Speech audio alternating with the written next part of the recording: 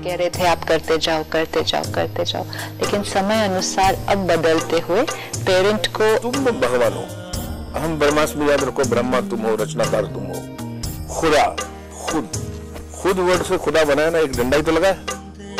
कि बच्चा है वो औरत कैसी, लड़की कैसे गाना गाएगी, उसके भाव क्या होंगे, उस किस तरह से नाचेंगे। यहाँ पे बहुत सारी गाड़ियां आ जाए और ट्रैफिक जाम होने लगे तो देश का जीडीपी बढ़ जाएगा, क्योंकि तब पेट्रोल खर्च होगा।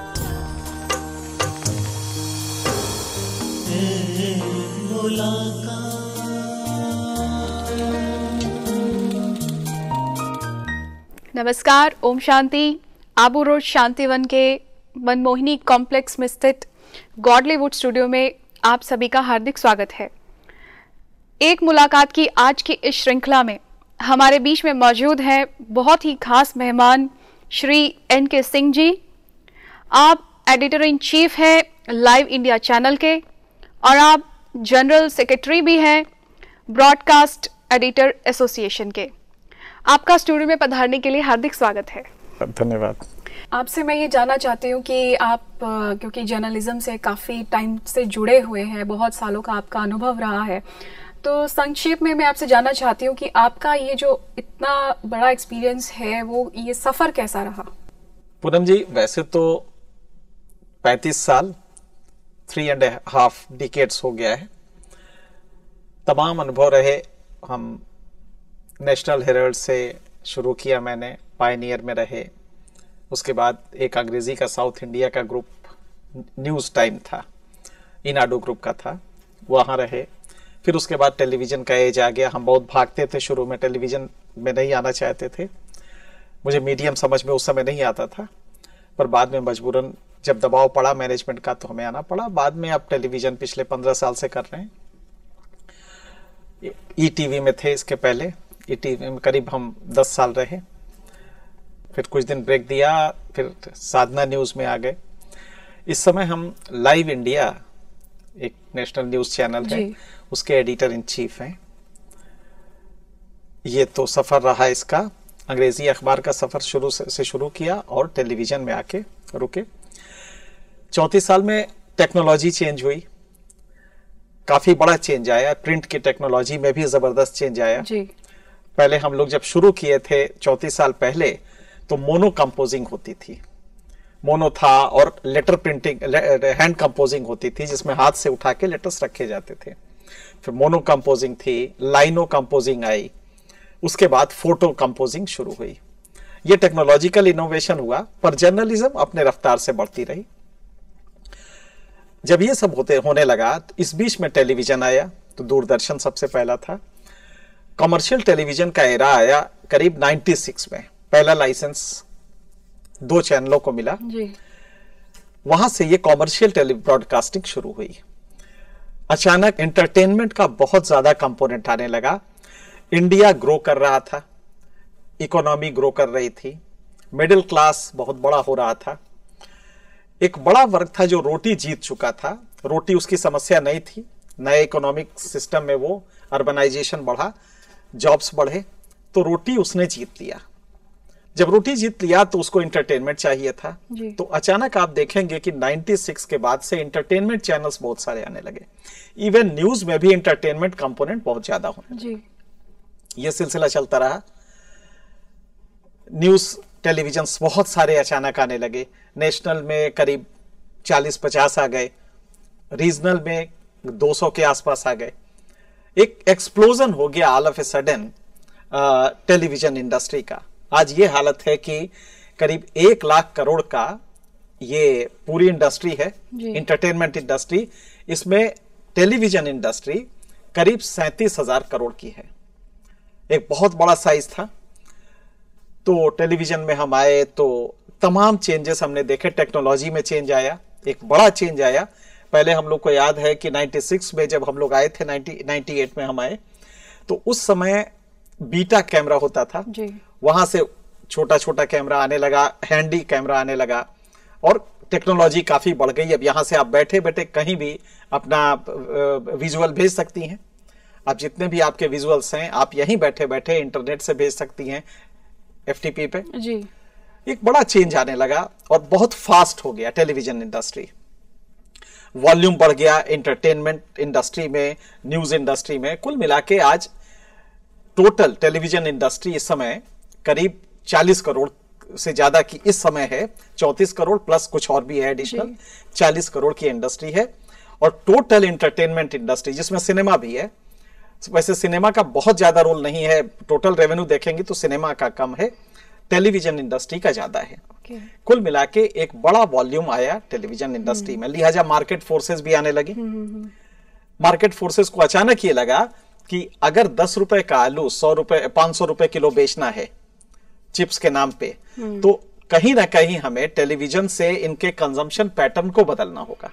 आपको याद होगा कि किस तरह से मां बनाया करती थी होली वगैरह पे आलू के चिप्स, और बहुत अच्छे होते थे।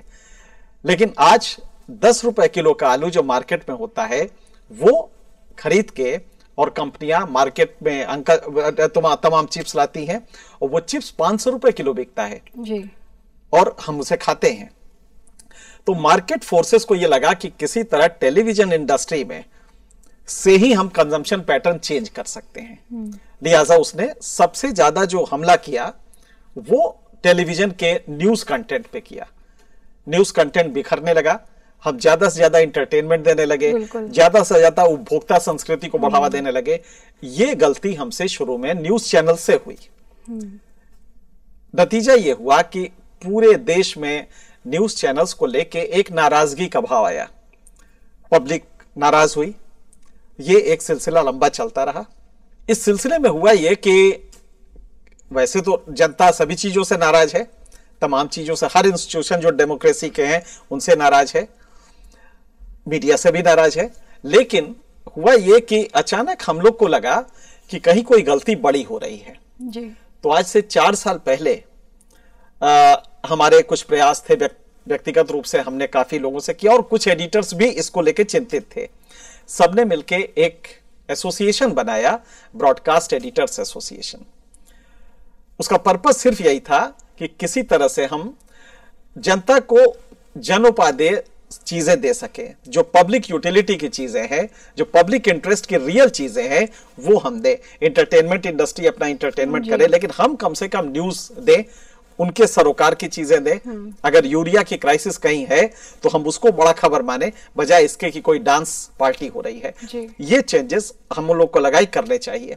तो देश के सारे टॉप चैनल्स के एडिटर से एक दिन बैठे, हमारे ऑफिस में ही ये चर्चा हुई और हम लोगों ने ब्रॉडकास्ट एडिटर्स एसोसिएशन बनाया। पर्पस था सेल्फ रेगुलेशन करना और कंटेंट को इंप्रूव करना, ये इसका बेसिक पर्पस था।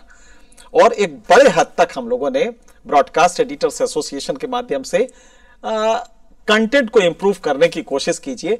आज अगर आप देखें गौर से, कई बार होता है कि नाराजगी में लोग भूल जाते हैं कि हम लोगों ने कुछ अच्छा भी किया है। हमें बहुत झेलना पड़ता है, पूरे देश में हम जाते हैं और हमें पब्लिक की नाराजगी झेलनी पड़ती है, मुझे जवाब देना पड़ता है। तो 4 साल में बहुत चीजें लोगों को नहीं मालूम है। हम लोग की आदत, चूंकि एडिटर थोड़ा इस मामले में गंभीर है, तो पब्लिक को बताते नहीं है कि वो पब्लिक खुद समझे। आप गौर कीजिए, आज से 4 साल पहले हम लोग प्राइम टाइम में एंटरटेनमेंट दिखाया करते थे, हंसी के भोंडे जो प्रोग्राम होते थे वो दिखाया करते थे। आज हमने प्राइम टाइम में ये बंद कर दिया, तमाम जो इररेशनल प्रोग्राम्स थे वो बंद किया। आज हम लोग स्टूडियो डिस्कशन पे आ गए हैं जी। और 4-4 घंटे हम लोग स्टूडियो डिस्कशन, जो वाइटल इश्यूज होते हैं कंट्री के, उसको लेके देश के एक्सपर्ट्स को बैठाते हैं और स्टूडियो डिस्कशन कराते हैं। हालांकि क्वालिटी बहुत अच्छी नहीं है, लेकिन ये शुरुआती दौर है, ये क्वालिटी हम रखेंगे नहीं, जल्दी से ये क्वालिटी हम बदलने जा रहे हैं। लेकिन जो लोग बैठते हैं स्टूडियो डिस्कशन में, कम से कम उनके बारे में कहा जा सकता है कि वो निरपेक्ष भाव से और कंट्री के उस सब्जेक्ट के एक्सपर्ट्स होते हैं। तो आज अगर आप देखिए तो प्रजातंत्र में मीडिया का रोल होता है, इसके बारे में बड़ा फेमस है, media creates a market place for competing ideas. हम प्रतिस्पर्धी आइडियाज को का एक बाजार तैयार करते हैं और पब्लिक के सामने रख देते हैं कि फैसला आप लीजिए।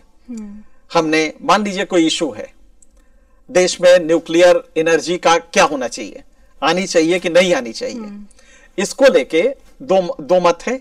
तो हम उसको बताते हैं कि एक्सपर्ट्स को बैठा के न्यूक्लियर एनर्जी एनवायरनमेंट फ्रेंडली है, क्लीन एनर्जी है, ये बिल्कुल सही है, लेकिन इसकी सिक्योरिटी में सेफ्टी मेजर्स काफी लेने पड़ेंगे। फिर न्यूक्लियर एनर्जी पर मेगावाट 12 करोड़ की पड़ती है, जबकि कोल हमारे यहां अवेलेबल है और कोल से जो पैदा होती है एनर्जी ये हमें 2 करोड़ रुपए पर मेगावाट पड़ती है अगर इंस्टॉलेशन कास्ट की बात करें। ये सारी चीजें हम जनता को दे देते हैं। अब जनता को डिसाइड करना है कि क्या होता है। तमाम जो देश के बड़े चीजें होती हैं, घोटाले से लेके तमाम चीजें जो होती हैं, हम समाज के सामने उसका तथ्य रख देते हैं, दोनों पक्ष रख देते हैं। गवर्नमेंट क्या कह रही, पब्लिक क्या कह रही है, सुप्रीम कोर्ट क्या कह रहा है, ये सारी चीजें हम रख देते हैं और जनता को ये डिसाइड करने के लिए छोड़ देते हैं कि डिसाइड तुम करो। तुम्हारा हमने वॉल्यूम ऑफ इंफॉर्मेशन बढ़ाया, हमने आपको दोनों पक्ष दे दिए, इंफॉर्मेशन बढ़ाया, दोनों पक्ष दे दिए, आपका लॉजिक पावर बढ़ाया, अब फैसला आपको करना है। तो किसी भी प्रजातंत्र के लिए एक बड़ा अच्छा चीज माना जाता है कि आप पब्लिक स्फेयर में अच्छे डिस्कशंस करें और जनता को अवेयर करें कि क्या हो रहा है। यह काम इंडियन मीडिया, खास करके इलेक्ट्रॉनिक मीडिया, शाम को कर रहा है। वाइटल इश्यूज पे, कंट्री के जो मेजर इश्यूज हैं, हम 4-4 घंटा डिस्कशन कराते हैं। हाँ, कभी कभी होता है कि झगड़ा लड़ाई जो होती है उससे क्वालिटी नीचे आ जा रही है, पर अभी ये शुरुआती दौर है, इसमें ये दिक्कतें होंगी, लेकिन हम उसको फॉर्मेट भी करने जा रहे हैं। और मुझे लगता है कि ये स्टूडियो डिस्कशन जनता को एक बहुत कुछ दे रहा है, फैक्ट्स के बारे में, लॉजिक पावर बढ़ा रहा है। हाँ, ध्यान रखिए कि आप उस समाज में हैं जहां कई बार होता है कि आपने खबरें सुनी होगी कि जो साइकियाट्री के पेशेंट महिलाएं हैं उसको लोग ईंटे से मार देते हैं ये कह के कि डायन है। उस समाज को आपको लॉजिक पावर बढ़ाना एक बड़ी चीज होती है और ये इंडियन मीडिया कर रहा है। तो मुझे लगता है कि हमारा एक कंट्रीब्यूशन है। गलतियां हम बहुत कर रहे हैं, उसके पे भी आप चर्चा करेंगे तो हम करेंगे, लेकिन फैक्ट ये है कि इंडियन मीडिया एक बड़ा काम कर रहा है, कम से कम फैक्ट्स को जनता के सामने लाके।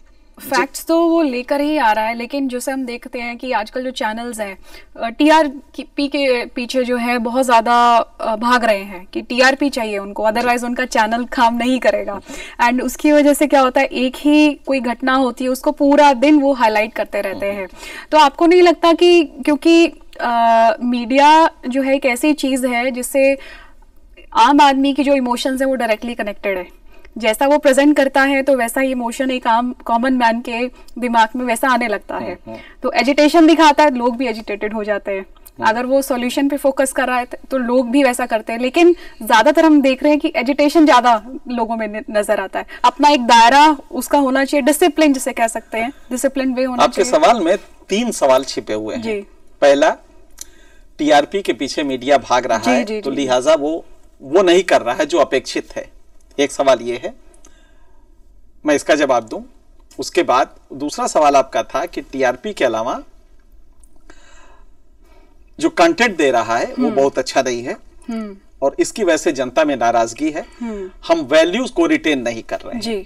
ये सवाल है। आप में से एक काउंटर सवाल कर रहे हैं। मान लीजिए आप किसी अखबार की एडिटर हैं, तो क्या आपकी सफलता ये नहीं मानी जाएगी कि आपका अखबार पढ़ा जाए, ज्यादा से ज्यादा पढ़ा जाए? बिल्कुल। हम एक चैनल के एडिटर इन चीफ है जी। क्या हमारी सफलता ये नहीं मानी जाएगी कि हमारा चैनल बहुत देखा जाए, ज्यादा से ज्यादा लोग उसे देखें? तो अगर टीआरपी का मतलब क्या होता है, टेली रेटिंग पॉइंट जी। एक रेटिंग पॉइंट का सिस्टम है, हालांकि वो बड़ा खराब है सिस्टम, हम लोग उसको बदलने के लिए लगातार सरकार से कह रहे हैं, मैं उस पर भी आऊंगा। उसमें चाहता हूं कि जनता का भ्रम दूर हो कि टीआरपी होता क्या है। पर सबसे बड़ा भ्रम तो यह है कि यह समझा जाता है कि टीआरपी माने कोई बहुत गंदी चीज, जबकि उल्टा है। अगर हमारे चैनल को बहुत लोग देख रहे हैं तो क्या यह माना नहीं जाएगा कि इसका मतलब वो चैनल अच्छी चीजें दे रहा है जी। या तो आपको जनता के विजडम पे शक है, या हम जो दे रहे हैं उसको लेके आप क्वेश्चन कर रही हैं। अगर जनता हमें पसंद कर रही है तो क्या यह बहुत गलत बात है? ये तो बहुत अच्छी चीज होनी चाहिए। तो इसको क्यों माना जाता है? मैं हर हिंदुस्तान में जहां भी जाता हूं सुनता हूं कि साहब ये तो टीआरपी के लिए कर रहे हैं। भाई कर रहे हैं। तो क्वेश्चन ये नहीं है कि टीआरपी कोई खराब चीज है, क्वेश्चन ये है कि public interest and what people are interested in, इन दोनों में अंतर है। जनता आमतौर पे बहुत ही कभी कभी ऐसी ओछी चीजों में भी इंटरेस्टेड होती है, नाच गाने में, घटिया मजाक में, इसमें भी इंटरेस्ट हो सकती है। हमारा काम जनता के इंटरेस्ट को सर्व करना नहीं है, बल्कि पब्लिक इंटरेस्ट जन कल्याण में जनता का हित जिसमें हो, Exactly. हमें वो देना चाहिए जी। उसको लेके टीआरपी हमें बढ़ानी चाहिए। एक्चुअली जो शब्द आप नहीं, जो क्वेश्चन नहीं कह रही हैं वो ये नहीं है कि टीआरपी बहुत खराब चीज है। जी, जी। ये गलत क्वेश्चन है। टीआरपी बहुत अच्छी चीज है, लेकिन टीआरपी लाने के लिए जो माध्यम हमने चुना है जी जी जी वो अगर ओछा है तो इसका मतलब है कि हम Exactly. गलती कर आजकल रहे हैं। यही- और ये बात सही है कि ये हम करते हैं। इंडियन मीडिया ने टीआरपी के लिए कुछ ऐसी चीजें की हैं जो कि जन उपादेयता में नहीं है, पब्लिक इंटरेस्ट में नहीं है, बल्कि we did what people were interested in. और पीपुल तमाम ओछी चीजों में भी इंटरेस्टेड कई बार होते हैं। आप कोई घटिया सी चीज दिखाएंगे तो हो सकता है कि बहुत लोग देखें। जी ये हमारा नैतिक दायित्व नहीं है। तो बिल्कुल सही है कि टीआरपी हम अच्छे तरीके से ले। मसलन एक उदाहरण लीजिए, मैं आपको एक किस्सा बताता हूं। आज से 3 साल पहले जब हमने एडिटर्स एसोसिएशन शुरू किया, सेल्फ रेगुलेशन को प्रैक्टिस में लाने लगे, तो एक अजीब घटना हुई। बजट का दिन था। बजट के दिन में सारे एडिटर्स हम लोग बैठे और एक फैसला लिया है हमने कि बजट के दिन हम सिर्फ बजट और बजट की एनालिसिस करेंगे। देश के विद्वानों को बुला के, अर्थशास्त्रियों को बुला के ये कहेंगे कि अब सोशल सेक्टर में कितना गया, डिफेंस में कितना गया, पाकिस्तान में डिफेंस में कितना जाता है, चाइना कितना करता है, हमारे पड़ोसी देश हैं, और हम क्यों इतना कम कर रहे हैं, सोशल सेक्टर में हमने ज्यादा क्यों नहीं दिया, हेल्थ में क्यों नहीं दिया, एजुकेशन में क्यों नहीं दिया। इस सब की एनालिसिस हम बजट में सारे दिन करेंगे, शाम को भी प्राइम टाइम में। एक चैनल ने कहा कि नहीं साहब, अब मैं आपकी बात से नहीं सहमत हूं, मैं तो नहीं करूंगा, मैं तो जो मर्जी आऊंगा करूंगा।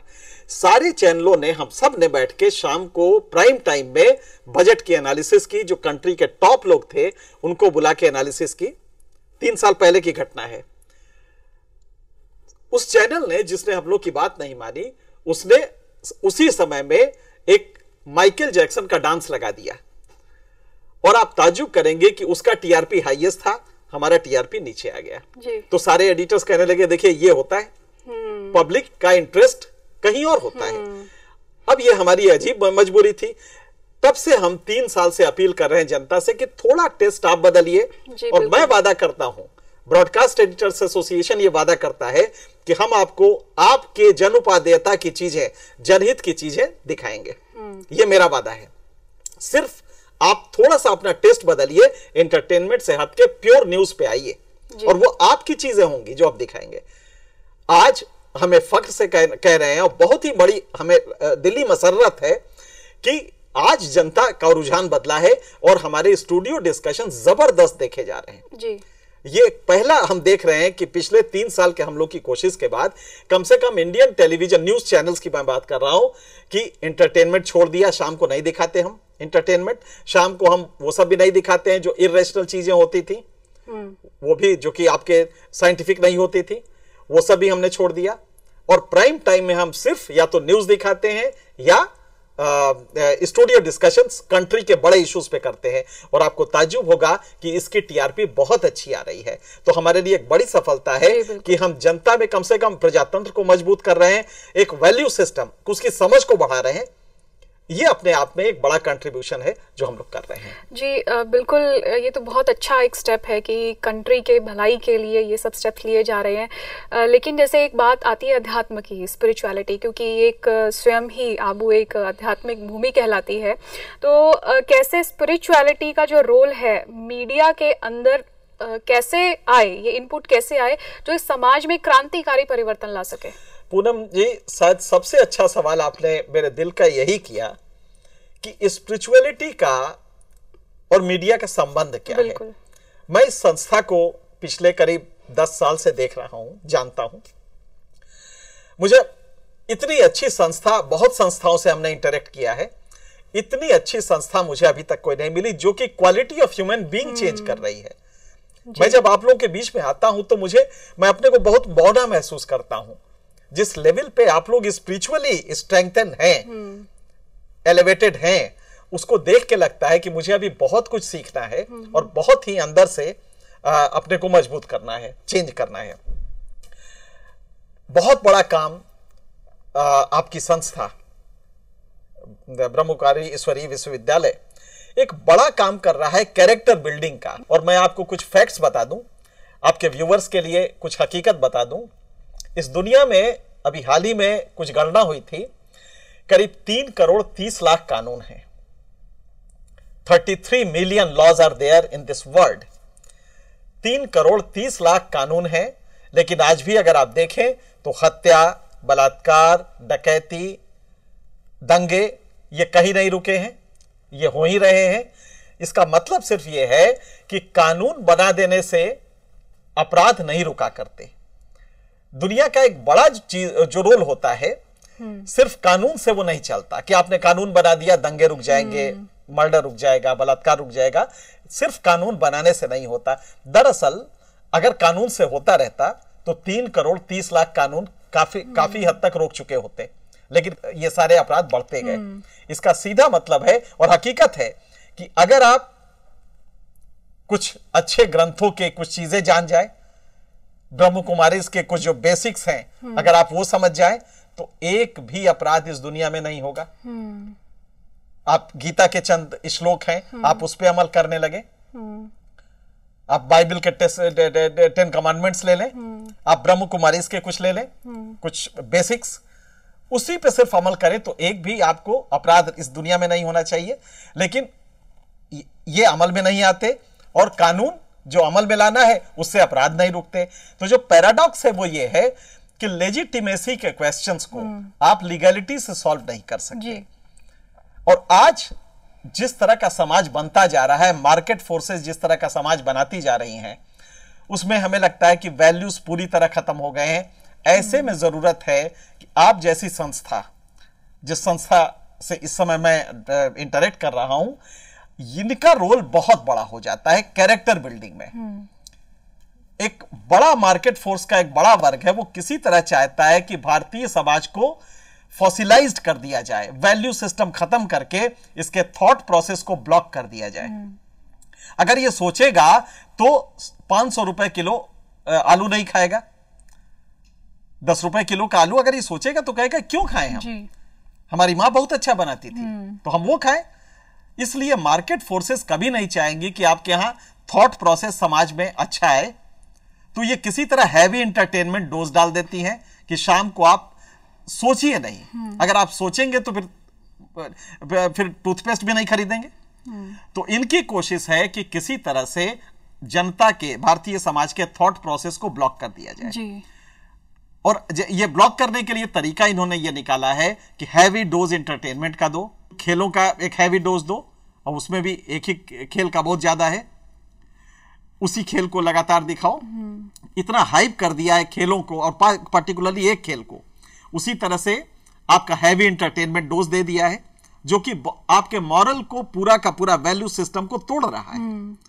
अगर आप उनके कंटेंट्स को देखें तो ताजुब होता है कि किस तरह वो हमारे वैल्यू सिस्टम को, आप एक उदाहरण दीजिए, एक कोई प्रोग्राम होता है एंटरटेनमेंट का जिसमें कि दिखाया जाता है कि नाच गाने कुछ बच्चे जो करते हैं एंटरटेनमेंट के, वो आइकॉन बन जाते हैं।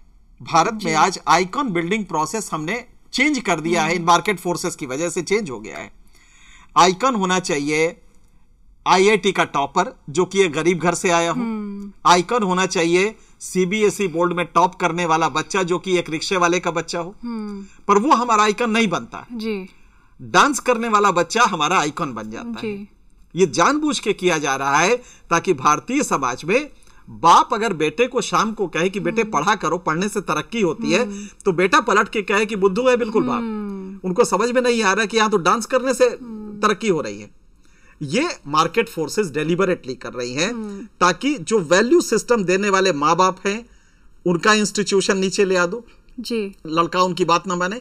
ये एक सटल मूव चल रहा है पूरे, और वजह क्या है? भारतीय इस समय इकोनॉमी 1.86 ट्रिलियन डॉलर की है। दुनिया में सिर्फ 7 देश ऐसे हैं जिनके पास इतना बड़ा इकोनॉमिक साइज है। नेचुरली इसमें अगर कोई टूथपेस्ट भी, कोई दातून से अगर आप टूथपेस्ट पे आ जाते हैं तो अमेरिका की कई कंपनियां जिंदा हो जाएंगी, कॉर्पोरेट हाउसेस जिंदा हो जाएंगे, 123 करोड़ की आबादी वाले देश में, जिसमें आपका जीडीपी 1.86 ट्रिलियन डॉलर हो, नेचुरली मार्केट फोर्सेस चाहेंगे कि किसी तरह इसका कंजम्पशन पैटर्न बदलो, इसको सोचने की ताकत इसकी खत्म कर दो। तब ये इसलिए कार खरीदेगा, लंबी कार इसलिए खरीदेगा कि पड़ोसी के यहां है, और एक ऐसा स्पर्धा क्रिएट करो कि पड़ोसी के यहां अगर लंबी कार है और मेरे यहां नहीं है, तो हम अपने को कहेंगे कि भाई हमारे पास अभाव है, मेरे पास तो छोटी कार है। ये यहां तक आपके थॉट प्रोसेस को, लॉजिक पावर को खत्म कर रहे हैं। तो जरूरत आज ये है कि मीडिया, आप जैसी संस्थाएं, खास करके आप जैसी संस्थाएं समाज में बड़ा काम करें, और मेरे ख्याल से आप ही कर सकते हैं। अद्वितीय संस्था है ये, जिसमें जो लोग हैं उनका कमिटमेंट लेवल, उनकी